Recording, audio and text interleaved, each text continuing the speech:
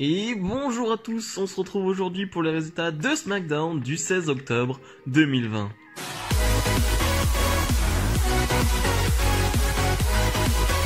Et on débute avec Triple H et Stephanie McMahon qui sont là un peu pour l'ouverture de la season première, voilà la première de la saison de SmackDown, hein. Ils font un peu ça chaque année maintenant, vers octobre. Voilà, c'est la première de la saison, on se rappelle l'année dernière avec le fameux Brock Lesnar, Kofi Kingston, hein. Bref, voilà, c'est la première de la saison, on va dire du côté de SmackDown, et avec le roster qui va être voilà sur la rampe, et on va faire une présentation de tous les nouveaux ou de ceux qui sont encore là du côté de SmackDown. Voilà, c'est un peu une revue d'effectifs avec un Daniel Bryan qu'on revoit en première de Daniel Bryan dans le Thunderdome, et surtout ça va partir en cacahuète. Voilà, bagarre générale, tout le monde va se frapper sur le ring. Voilà, Michael Cole qui va dire voilà, tout le monde veut faire une bonne impression devant les patrons. Voilà, si on veut, hein, pas trouver ça terrible, mais Lars Sullivan, voilà, qui est lui drafté du côté de SmackDown, va lui faire grosse impression, une forte impression en fracassant quasiment tout le monde sur son chemin, et ouais, c'est vraiment un bon petit message en mode voilà, Lars Sullivan, ça va être la bête du côté de SmackDown.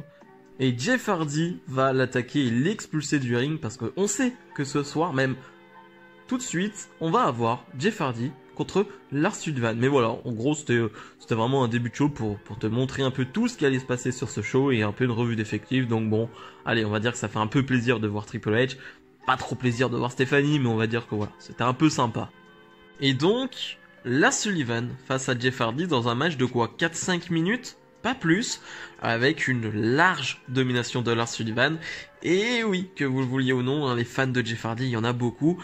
C'est logique et c'est oui, tout à fait normal qu'on vende un Lars Sullivan quasi imbattable et en mode bête qui ne peut pas être vaincu. C'est logique, il vient de faire son retour, il a un physique très très imposant. C'est normal, et on marque un grand coup là avec un Jeff Hardy qui va porter son Twist of Fate et vouloir enchaîner avec Southampton, mais Lars Sullivan va même pas vendre le Twist of Fate, il va se relever quasiment directement et il va enchaîner avec son finish et donc remporter ce match. Lars Sullivan qui marque là aussi un grand coup du côté de SmackDown avec une victoire face à un Jeff Hardy. Voilà, on va pas redire le palmarès de Jeff Hardy, mais voilà, gagner en 5 minutes face à un Jeff Hardy, même en 2020, et que c'est pas le Jeff Hardy d'il y a 10 ans, et bah c'est quand même important et ça montre quand même qu'il y a des idées. Il y a quelque chose derrière ce Lars Sullivan. Je suis pas un grand fan encore une fois de Lars Sullivan, mais si tu veux le vendre comme une bête, c'est ce genre de choses qu'il faut faire, donc je suis plutôt partant. Les 3 membres du New Day sont sur le ring, hein, Xavier Woods, Big E et Kofi Kingston, et ils nous font un peu un discours d'adieu ou plutôt d'au revoir, hein, voilà, parce que ils vont être splittés. Voilà, le New Day, on va dire le groupe Kofi Kingston, Xavier Woods, l'équipe Kofi Kingston, Xavier Woods va être du côté de Raw, mais Big E reste du côté de SmackDown. Donc voilà, on va avoir une promo assez émouvante et assez touchante des trois là, et dire que c'est pas un adieu, voilà, on se sépare juste, on n'est pas en mauvais termes ou quoi que ce soit, et ça je l'ai déjà dit dans une précédente review, je trouve que c'est une bonne chose. Voilà, pas forcément que le New Day s'embrouille ou quoi que ce soit, bon bah non, c'est juste une draft qui fait que ils doivent se séparer, mais ils sont toujours meilleurs amis et ça je trouve ça cool. Donc on a un peu leur match d'adieu, voilà, les trois vont affronter Nakamura et Cesaro et Sheamus dans un match plutôt sympa, j'ai envie de dire.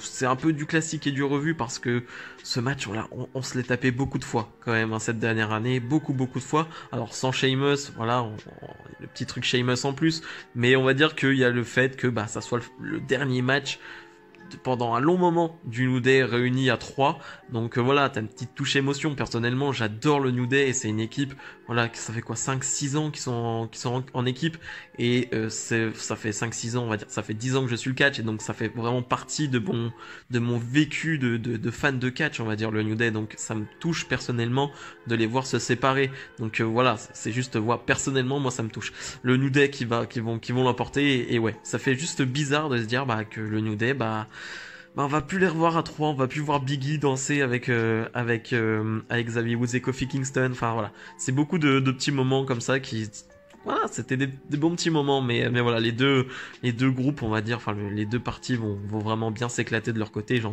suis sûr et certain. Daniel Bryan est sur le ring. Comme je le disais tout à l'heure, c'est la première de Daniel Bryan dans le Thunderdome. et ça fait juste plaisir de revoir Bryan. Ça fait quelques mois qu'on l'a pas vu, je crois qu'ils disent 3 ou 4 mois, je ne sais plus exactement, mais voilà, ça fait juste plaisir de voir Daniel Bryan. Et on va même voir sur l'écran, vous savez, où justement du Thunderdome, où on voit voilà toutes les personnes qui regardent le show en live, on va même voir Brie Bella et sa fille, donc voilà, petit moment mignon, j'ai trouvé ça très mignon, voilà. Et Daniel Bryan qui dit voilà, j'aime beaucoup passer du temps à la maison avec ma femme et ma fille. Mais ce qui me manque et ce que j'aime aussi le plus, c'est de catcher, de venir ici et d'affronter des superstars. Il va nommer un peu des superstars des nouvelles superstars de SmackDown. Il va les mettre over tout simplement. Et Daniel Bryan adore faire ça.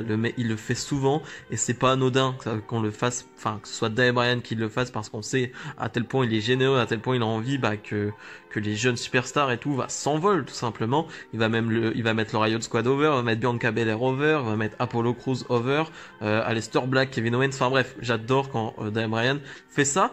Et Seth Rollins, le Messiah, ou plutôt le sauveur de SmackDown maintenant, hein, comme il s'appelle, va venir, et lui qui est nouveau hein, du côté de SmackDown, avec une tenue un peu bizarre, hein, on va pas se mytho, la tenue de Seth Rollins c'est un peu chelou, et Seth Rollins qui va dire voilà, je suis là pour le bien. Est-ce que tu es de quel côté, Daniel Bryan? Tu es de mon côté ou de l'autre côté?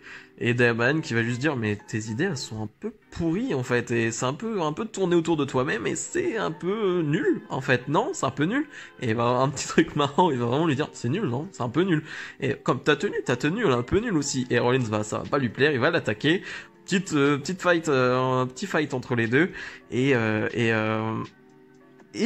Rey Mysterio et Dominic Mysterio vont arriver, eux qui sont aussi draftés du côté de SmackDown, et vont se mettre entre, et c'est qui va arriver là aussi? C'est Murphy. Murphy qui va au début faire mine d'être avec Rollins, voilà, son ancien maître, entre guillemets, et qui va finalement attaquer Seth Rollins.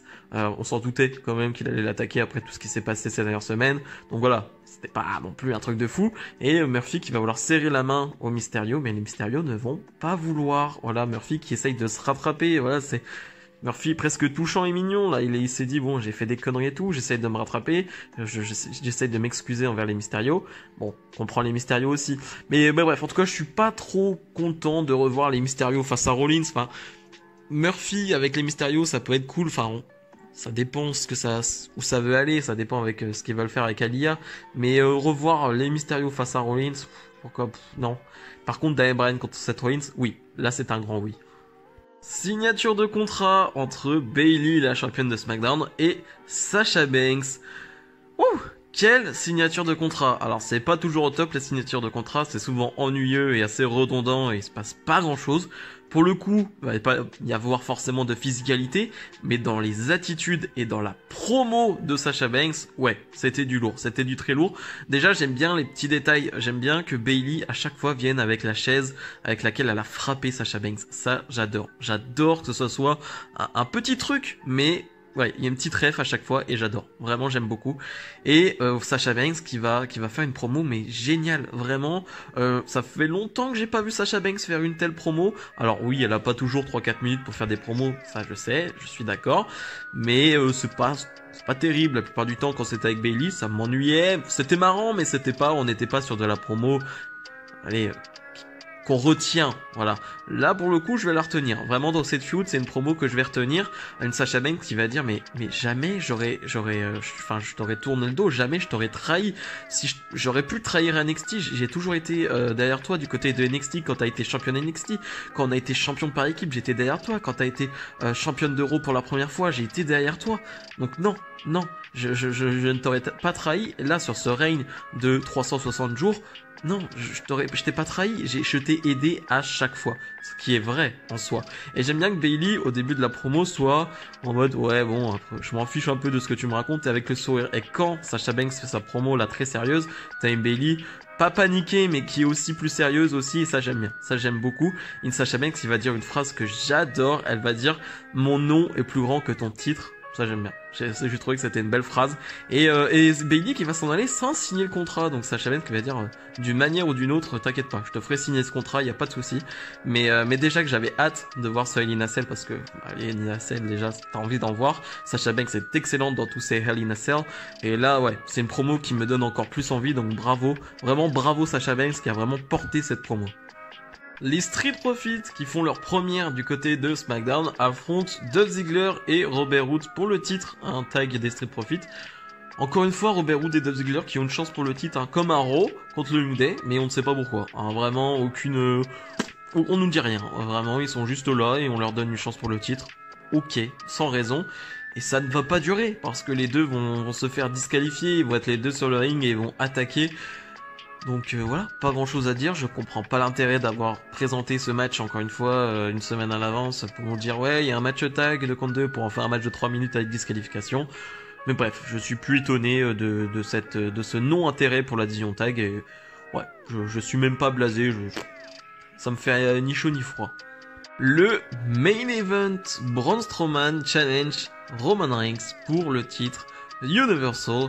Sur le papier au début je me suis dit mais merde pourquoi Braun Strowman a une chance pour le titre d'un coup comme ça, mais c'est vrai que ça fait un peu sens quand Roman Reigns avait remporté son titre Universal. Voilà, c'était un Roman Reigns qui arrivait en cours de match et qui n'avait pas du tout fait tout le match et du coup c'est un peu logique que Strowman ait une sorte de revanche, même si j'aime pas trop les rematchs. Là pour le coup c'est assez logique, donc je comprends l'idée, même si Braun Strowman est drafté du côté de Raw, donc en termes de suspense, bon, on était pas au top, hein. Même s'il était pas drafté du côté de Raw, il y avait pas trop de suspense non plus. Mais bref, on a un match pas terrible, hein. Roman Reigns, Braun Strowman, quand il y a pas de stipulation, je me rappelle de leur ambulance match qui était très cool, mais quand il y a pas de stipulation, c'est pas terrible, hein. Et j'ai envie de dire, Braun Strowman avec n'importe qui, c'est pas terrible, hein. Moi, je mets pas le problème, mais pas sur Roman Reigns, j'ai envie de dire, hein. Le problème plus sur Braun Strowman qui a quand même du mal à délivrer de gros matchs. Et là, ça change pas, quoi. C'est pas terrible du tout. On va avoir un Reigns qui va porter un spear assez rapidement, mais Braun Strowman va s'en relever. C'est un match qui est pas très long, hein. C'est pas très long. Et tant mieux, hein. Franchement, c'était déjà assez long comme ça c'était lent, c'était très lent et ça, c'était pas terrible. Et Roman Reigns qui va finalement l'emporter avec une nouvelle prise de soumission, voilà, une sorte de gros collier de tête, ou quelque chose comme ça, j'ai pas le nom exact, mais ouais, c'est pas impressionnant non plus, mais on va dire qu'avec les gros bras de Roman Reigns et son physique, ouais, ok, c'est quand même, ça vend bien, on va dire, c'est intéressant à voir, mais voilà, c'est histoire de changer un peu pas de style de catch, mais disons que vu qu'il est passé heel, voilà, c'est un petit fait marquant, voilà, nouvelle prise, donc voilà, j'ai trouvé ça cool. Après le match, on a un Jey Uso qui va arriver sur le ring, et on va encore une fois avoir une guerre psychologique entre Jey Uso et Roman Reigns, avec un Roman Reigns qui va dire non mais je t'aime et tout, ne me frappe pas, ou alors vas-y, et Roman Reigns qui va même se retourner en mode vas-y, même si tu m'aimes et tout, fais-le. Frappe-moi avec cette chaise. Jey Uso qui va pas réussir, voilà. Jey Uso n'est pas comme ça, il va pas attaquer Roman Reigns avec une chaise et pas par derrière. Et qui va finalement l'attaquer, alors par devant avec un petit coup. Et ouais, j'ai bien aimé encore une fois ce petit passage. Ils sont très bons, hein, les deux dans le côté très, dramaturgique, on va dire, de cette storyline, et vraiment c'est très cool. Un Roman Reigns qui va finalement s'en sortir gagnant de ce segment, voilà, et avec un Superman Punch, il va repartir debout, mais vraiment c'était encore un bon segment, et les deux, décidément, ça fonctionne très très bien. Bilan de ce SmackDown, j'ai trouvé ça cool, mais j'ai un point très très très négatif. Où sont les filles? Alors, on a eu la promo Sasha Banks Bayley, mais on n'a pas eu de match féminin sur 2 heures de show. Voilà, j'ai rien d'autre à dire. Donc c'est quand même compliqué quand t'as un roster quand même féminin avec en plus une Bianca Belair qui vient d'arriver, avec le Riot Squad qui vient d'arriver. Pas de match féminin en 2 heures. C'est quand même compliqué. Sinon, les autres segments avec le main event, même si le match était pas terrible, la suite, la fin du show était vraiment très cool. Et les matchs en eux-mêmes, les matchs tag, enfin voilà, il y en a un qui n'a pas duré, le match du New Day était plutôt sympa, mais c'est vrai que c'était assez vite dans l'ensemble, mais il y a 2-3 segments qui m'ont fait qui m'ont pas fait rêver, mais disons qui m'ont dit ouais, c'était quand même un bon show.